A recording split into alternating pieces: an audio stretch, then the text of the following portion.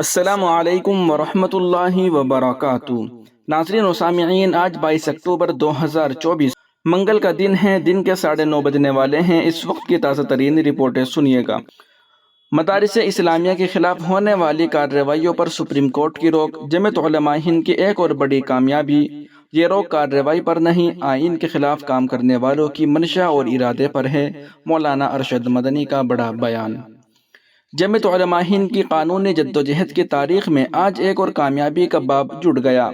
جب chief justice V Y Chandrachud کی سربراہی میں جسٹس جے پی پاردیوالا اور جسٹس منوج مشرا پر مشتمل ایک بینچ نے ان تمام نوٹسوں پر روک لگا دی جو مختلف ریاستوں، خاص طور پر اتر پردیش حکومت کے ذریعے مدارس کو جاری کیے گئے تھے، اور اس میں کہا گیا تھا کہ عدالت کی طرف سے مزید نوٹس جاری کیے جانے تک کی مدت کے دوران اس تعلق سے اگر کوئی نوٹس یا حکم نامہ مرکز یا ریاست کی طرف سے جاری ہوتا ہے تو اس پر بھی بدستور روک جاری رہے گی۔ اس کے ساتھ ساتھ عدالت نے مرکز اور ریاستوں سے 4 ہفتوں کے اندر اپنا موقع پیش کرنے کو کہا ہے۔ عدالت نے بچوں کی اس این سی پی سی آر کے حقوق سے متعلق قومی کمیشن سفارش پر بھی روک لگا دی، جس نے اس میں مرکز اور ریاستوں سے کہا ہے کہ مبینہ طور پر حق تعلیم ایکٹ سے مطابقت نہیں رکھنے والے تمام مدارس بند کرا دیے جائیں۔ قابل ذکر ہے کہ اس معاملے میں بچوں کے حقوق سے متعلق قومی کمیشن نے عدالت میں ایک حلف نامہ بھی داخل کیا تھا، جس میں مبینہ طور پر اس نے یہ بھی کہا تھا کہ مدارس میں بچوں کو مناسب تعلیم نہیں دی جا رہی ہے اور یہ بچوں کے بنیادی حقوق کے منافی ہے۔ آگے یہ بھی کہا گیا تھا کہ مدارس میں بچوں کو نہ صرف مناسب تعلیم بلکہ صحت مند ماحول اور نشو و نما کے بہتر مواقع سے بھی محروم رکھا جا رہا ہے۔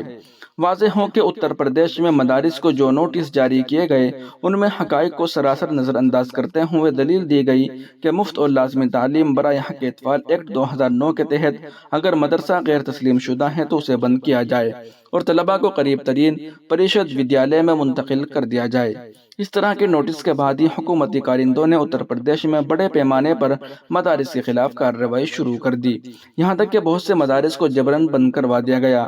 جمعیت علماء ہند نے اس سازش کو ناکام بنانے کے لیے مولانا ارشد مدنی صاحب کی ہدایت پر ایک اہم پیٹیشن، جس کا WPC نمبر ہے 0000660/2024، 4 اکتوبر 2024 کو داخل کی تھی، جس میں ان تمام دعوے کو چیلنج کیا گیا تھا، جس میں وکیل آن ریکارڈ فضیل ایوبی ہیں، جبکہ سینئر ایڈوکیٹ اندرا جے سنگھ اس مقدمے کی پیروی کر رہی ہیں۔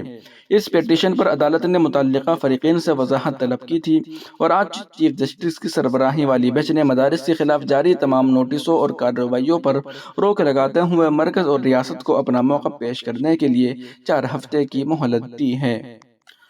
کل سماعت کے دوران سینئر ایڈوکیٹ اندرا جے سنگھ کے علاوہ کوئی اور وکیل عدالت میں پیش نہیں ہوا۔ جمعیت علماء ہند کے صدر مولانا ارشد مدنی نے سپریم کورٹ کے اس فیصلے کا استقبال کیا اور یہ امید ظاہر کی کہ حتمی فیصلہ بھی مدارس کے حق میں آئے گا اور آئین کے احکامات کی صریحاً خلاف ورزی کرنے والی طاقتوں کو منہ کی کھانی پڑے گی۔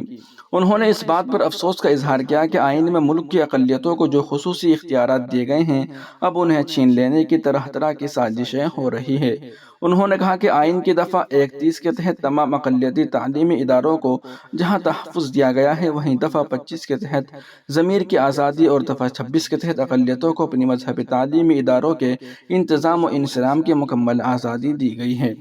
سپریم کورٹ بھی متواتر یہ تبصرہ کرتی رہی ہے کہ ان دفعات کے تحت اقلیتوں کو جو اختیارات دیے گئے ہیں ان میں کسی طرح کی مداخلت نہیں کی جا سکتی۔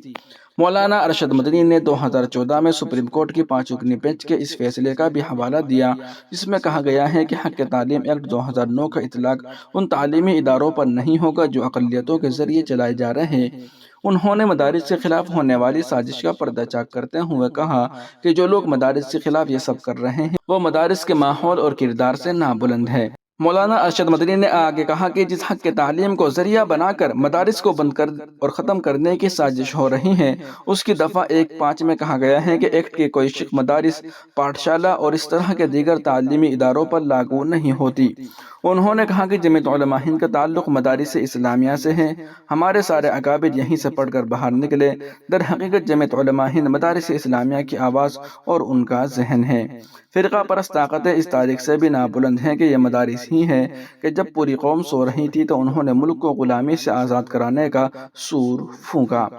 مولانا ارشد مدنی نے آگے کہا کہ اس سازش کو ناکام کرنے اور آئین کو بچانے کے لیے ہم سب نے سپریم کورٹ کا رخ کیا تھا، اس لیے کہ اگر یہ سازش کامیاب ہو جاتی ہے تو پھر آئین کا بھی کوئی جواز نہیں رہ گیا، اس کی حیثیت بیکار اور بے فیض کتاب جیسے ہو کر رہ جائے گی۔ ہم ایک بار پھر فرقہ پرست طاقتوں کو یہ باور کرا دینا چاہتے ہیں کہ ملک کے آئین اور قانون کے دائرے میں ہی مدارس اسلامیہ اپنا کام کر رہے ہیں اور انہی کی وجہ سے ملک میں اسلام کی نشو و نما بھی ہو رہی ہے۔ یہی نہیں، مدارس کے فضلاء دنیا بھر میں جہاں کہیں جاتے ہیں اپنے کردار اور کام سے ملک کا نام روشن کرتے ہیں، مگر افسوس مدارس کے تعلق سے فرقہ پرست ذہنیت کی جو پالیسی ہے وہ مسلمانوں کو طرح طرح کے مسائل سے دوچار کر رہی ہے۔ جمعیت علماء ہند اپنے آئینی اور قانونی حق کا استعمال کرتے ہوئے عدالت گئی، الحمدللہ اس کا بہتر نتیجہ سامنے آیا اور مدارس کے خلاف ہونے والی ریشہ دوانیوں پر روک لگ گئی۔ بلکہ ہم تو یہ کہیں گے کہ ہندوستان کے آئین اور دستور کے خلاف جو لوگ کام کر رہے تھے ان کی منشا اور ارادے پر روک لگی ہے۔ انہوں نے کہا کہ ہم ملک کے آئین کے تحفظ کے لیے لڑ رہے ہیں، اس لیے کہ آئین بچے گا تو ہی یہ ملک بچے گا۔ اپنے اس وژن کی تکمیل کے لیے جمعیت علماء ہند آئندہ 3 نومبر کو نئی دہلی میں ایک عظیم الشان آئین ہند تحفظ کانفرنس بھی منعقد کر رہی ہے۔ ناظرین و سامعین، ان رپورٹوں کو آپ سن اور دیکھ رہے تھے محاسن اسلام یوٹیوب چینل پر۔ تمام تازہ ترین اپڈیٹ حاصل کرنے کے لیے بھی ویڈیو کے نیچے سبسکرائب والے آپشن پر کلک کر کے اس چینل کو سبسکرائب ضرور کر لیجیے گا۔